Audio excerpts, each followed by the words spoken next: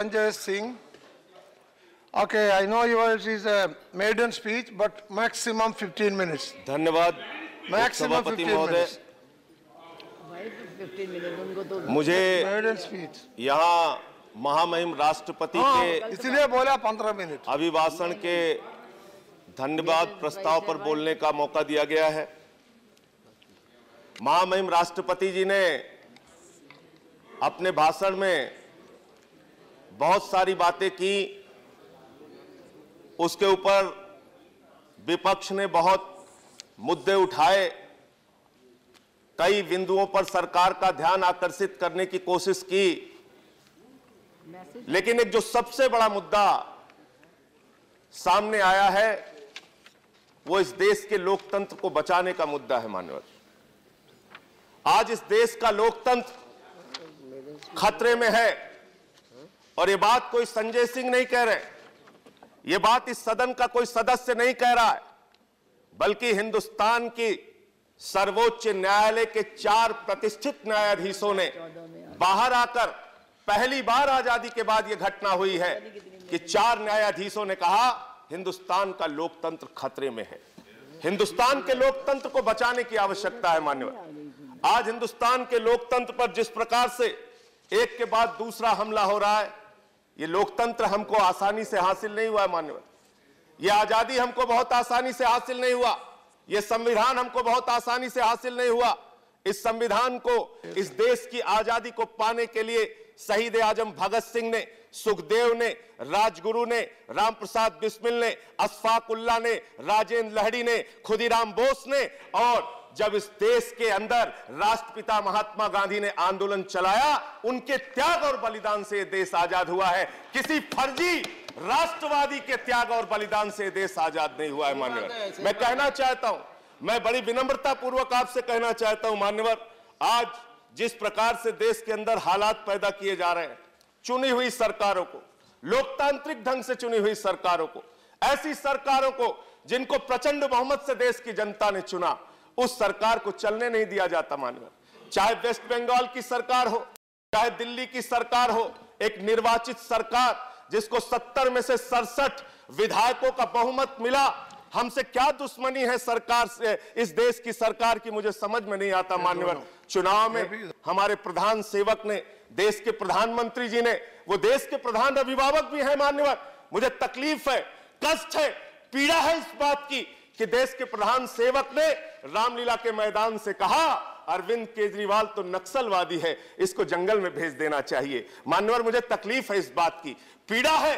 देश का प्रधान सेवक एक व्यक्ति को नक्सलवादी कह के संबोधित करता है। मैंने उसी दिन कहा था, प्रधानमंत्री जी, ये लोकतंत्र है, जमहूरियत है, डेमोक्रेसी है, यहां जनता मालिक होती है, जनता जिसको चाहती है वो जंगल में जाता है, जनता जिसको चाहती है वो विधानसभा में जाता है। और देश की जनता ने 67 विधायकों के साथ अरविंद केजरीवाल को दिल्ली की विधानसभा में भेजा। मान्यवर, और 3 विधायकों के साथ भारतीय जनता पार्टी को जंगल में भेजने का काम किया।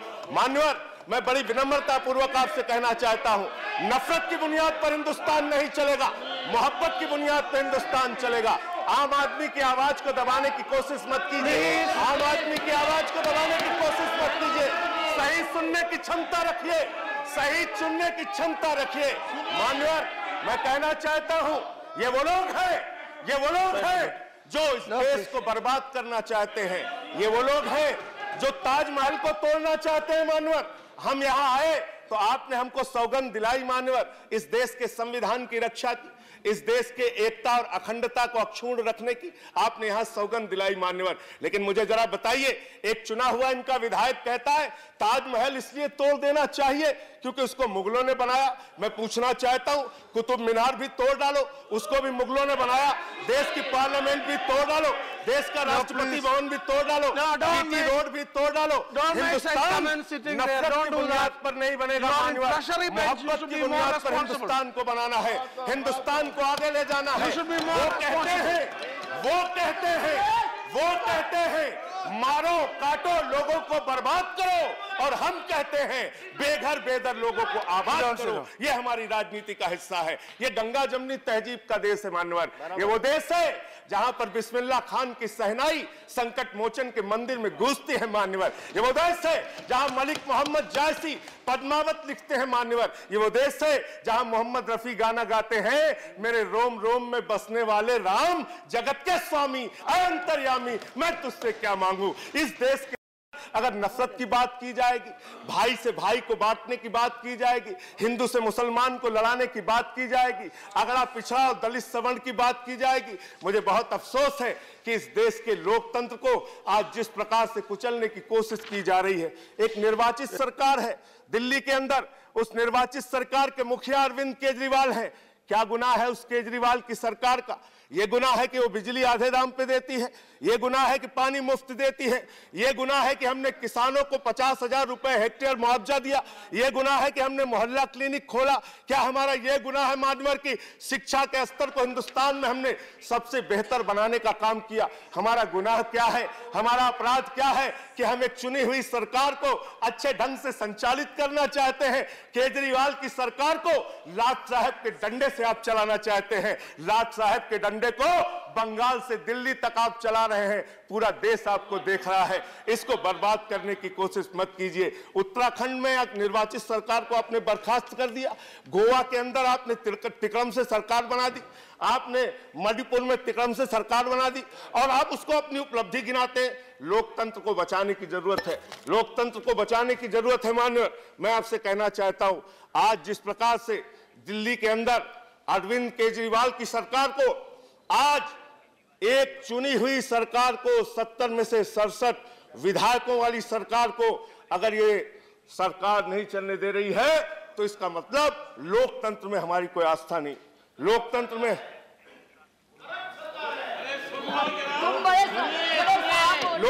हमारी कोई आस्था नहीं। साथ 1 मिनट बात सुनने दीजिए। आप बोल रहे थे, हम सुन रहे थे। मान्यवर, मैं आपसे कहना चाहता हूं, इस सरकार ने बड़े बड़े वादे किए थे अपने घोषणा पत्र में।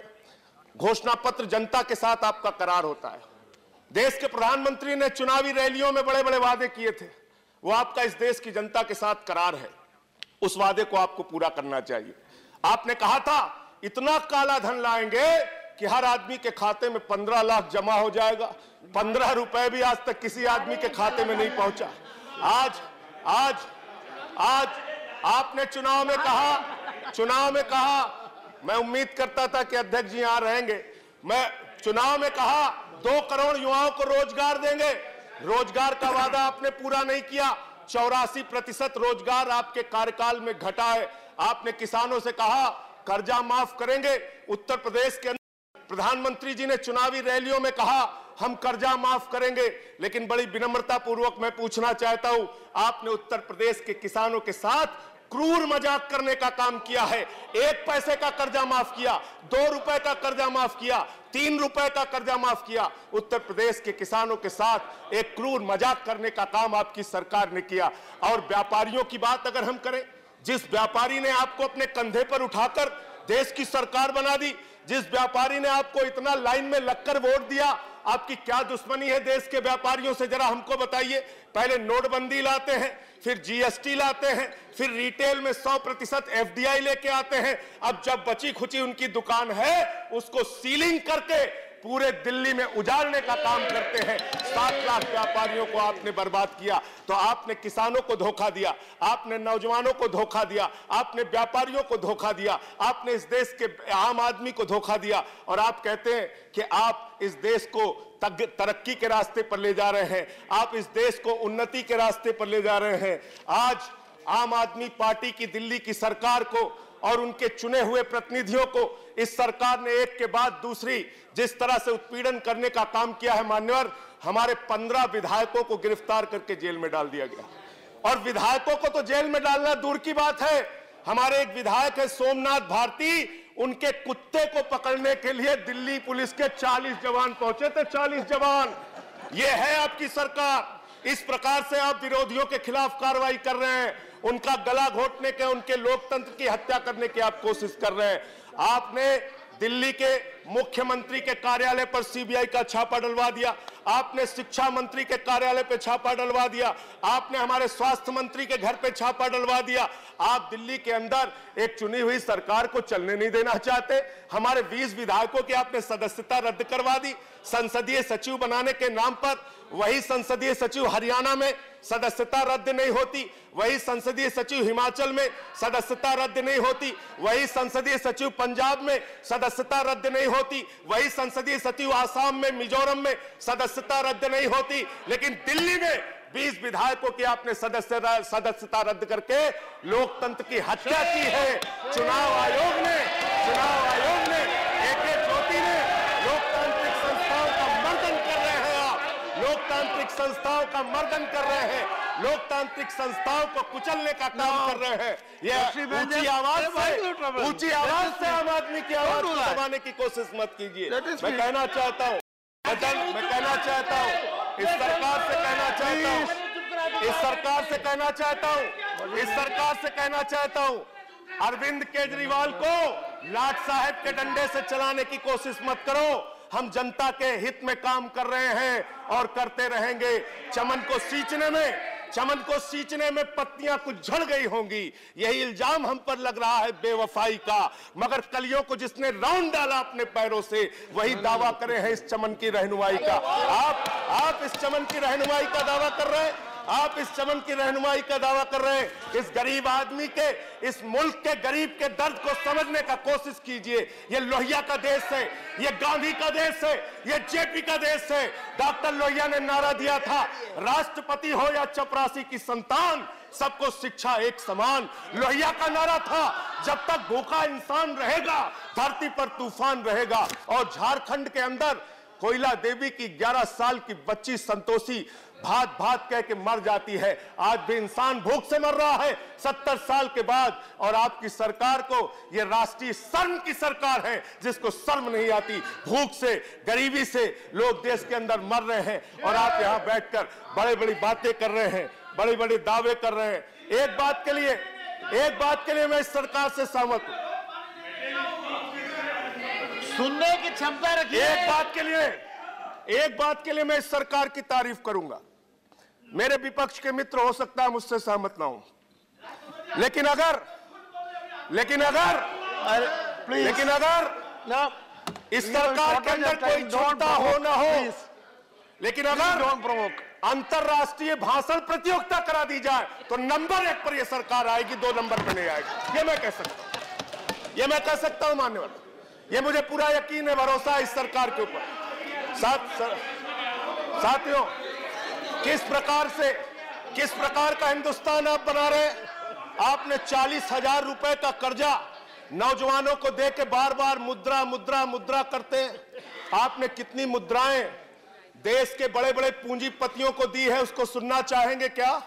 रिलायंस ग्रुप पर 1,25,000 करोड़ का कर्जा, वेदांता ग्रुप पर 1,03,000 करोड़ का कर्जा, एसआर ग्रुप पर 1,01,000 करोड़ का कर्जा, अडानी ग्रुप पर 96,000 करोड़ का कर्जा, जेपी ग्रुप पर 75,000 करोड़ का कर्जा, जेएसडब्ल्यू ग्रुप पे 58,000 करोड़ का कर्जा, जीएमआर ग्रुप पे 47,000 करोड़ का कर्जा, लैंको ग्रुप पे 47,000 करोड़ का कर्जा, वीडियोकॉन ग्रुप पे 35,000 करोड़ का कर्जा, जीवी के ग्रुप पर 33,000 करोड़ का कर्जा, 8,55,000 करोड़ का कर्जा बड़े बड़े उद्योगपतियों को बांट दिया। ये सरकार ये कहती है मान्यवर, मोदी जी की सरकार कहती है 9,000 का कर्जा लोगे तो तुमको जेल में डाल दिया जाएगा। हमारी केंद्र की बैठी हुई सरकार कहती है 9,000 का कर्जा लोगे तो जेल में डाल दिया जाएगा, 9,000 करोड़ का कर्जा लोगे तो जहाज में बैठाकर लंदन पहुंचा दिया जाएगा। लंदन ये काम ये करना चाहते हैं मानवर, ये इस देश को तोड़ना चाहते हैं, इस देश की गंगा जमनी तहजीब को बर्बाद करना चाहते हैं। आज इस देश का लोकतंत्र खतरे में है। हो सकता है कल को कोई पार्टी सत्ता में रहे, फिर दूसरी पार्टी सत्ता में रहे। आज हमारी आवाज को आप दबा सकते हैं और मुझे आपका दर्द भी समझ में आ रहा है कि आम आदमी पार्टी के 3 सांसद आने के बाद भारतीय जनता पार्टी के इतने मित्र मिलकर किस प्रकार से एक आदमी की स्पीच नहीं होने दे रहा है, यह आपकी बौखलाहट का नतीजा है। यह आपकी बौखलाहट का नतीजा है। यह आपकी बौखलाहट का नतीजा है। परेशान मत होना, परेशान मत होना। 6 साल यहां रहूंगा और एक एक दिन आपके लिए मुश्किल का दिन होगा। घोटाले कर रहे हो राफेल में, उसको भी उजागर करेंगे। भ्रष्टाचार कर रहे हो, उसको भी उजागर करेंगे। लिंचिंग करा रहे हो, उसको भी उजागर करेंगे। आम आदमी की आवाज को खामोश नहीं रहने देंगे। सीलिंग से व्यापारियों को उजाड़ रहे हो, उसके खिलाफ भी लड़ेंगे। देश के अंदर तानाशाही ला रहे हो, उसके खिलाफ भी लड़ेंगे। हम चुप रहने वाले लोग नहीं हैं। आम आदमी की आवाज को इस देश के अंदर दबाया नहीं जा सकता है। आपका हिंदुस्तान की आजादी में क्या इतिहास है? आपका हिंदुस्तान की आजादी में क्या इतिहास है? आप दूसरों को राष्ट्रवाद का सर्टिफिकेट बांटते हैं। संजय सिंह प्लीज, को राष्ट्रवाद का सर्टिफिकेट बांटते हैं। आप पाकिस्तान भेजना चाहते हैं सबको। आप पाकिस्तान भेजना चाहते हैं। संजय सिंह आप प्लीज, पाकिस्तान भेजना चाहते हैं। 1 मिनट सर, 1 मिनट अंतिम सर, अंतिम 1 minute sir. No, time is over. 1 minute sir, 1 minute No, please. ये पाकिस्तान भेजना चाहते हैं सबको। ये राष्ट्रवाद का प्रमाण पत्र बांटते हैं। It is for me to इसकी decide. जो मातृ संस्था है RSS, संजय सिंह, अपने कार्यालय पर Time over. तक तिरंगा नहीं फहराया। Time over. Okay. बांटते हैं। ये राष्ट्रवाद That's all. सर्टिफिकेट बांटते हैं। Now you sit down. जिन्होंने पठानकोट में बैठिए। कर हमारे शहीदों की जांच कराई, अब बैठिए। तो हमसे राष्ट्रवाद का प्रमाण Okay. मांगते हैं। जिनका राष्ट्रीय अध्यक्ष Okay, बैठिए। दलाली खाते हुए कैमरे संजय पर सिंह, पकड़ा गया, please sit down. तो हमसे राष्ट्रवाद का सर्टिफिकेट श्री मांगते अब्दुल हैं। वहाब। जो अफजल गुरु को श्री अब्दुल लीड वहाब। करने वाली PDP के साथ अब्दुल वहाब, जम्मू please. कश्मीर में सरकार संजय चलाते सिंह। हैं, वो हमसे अब्दुल वहाब, राष्ट्रवाद का please. सर्टिफिकेट मांगते हैं। मान्यवर, मैं आपसे कहना अब्दुल चाहता हूं, वहाब। विनम्रता पूर्वक कहना चाहता हूं, संजय सिंह। तानाशाही को रोकिए। तानाशाही को इस देश में रोकिए। तानाशाही से देश नहीं चलेगा। तानाशाही से देश नहीं चलेगा। उजाड़ने से देश नहीं चलेगा। Not going on. Yes, point of order. Please. Yeah. I have a point of order. Yes, please, point of. Sanjay Singh, बैठिए. Your time is over. Sit down. What is the point of order? Under Rule 235. 235. No. 235. 235. Sit down. 235. Sir, Rule 235. Please. Rule 235. Yes. Sub Rule 2. Yes. It says, whilst the council is sitting, a member shall not interrupt any member while speaking by disorderly expression or noises. And this house has a convention that when a new member speaks, when it is his maiden speech, nobody should interrupt. Yes. But the way the treasury benches all along disturbed him, I agree. that should be condemned by each and everybody present in this house. No. 1 second. 1 second. 1 second. 1 second. 2 minute बस। No, अरे 1 second. 2 minute. Terry, listen to me. 1 second. You see, I uphold the point of order you said, because I agree. The convention in this house is that a maiden speech is never interrupted. But those who interrupted, the interrupters, I told many a time, yet interruption came. But that is okay. No, I said, no, sit down. 250, sit down. So, no, okay. Yes, sit down. I told I do not approve of that interruption. Then especially it is against a person making maiden speech. But however, the one who makes a maiden speech also, he is expected to obey the chair. Time allotted to him is 15 minutes. That is over. You should now take seat. Take your seat. No.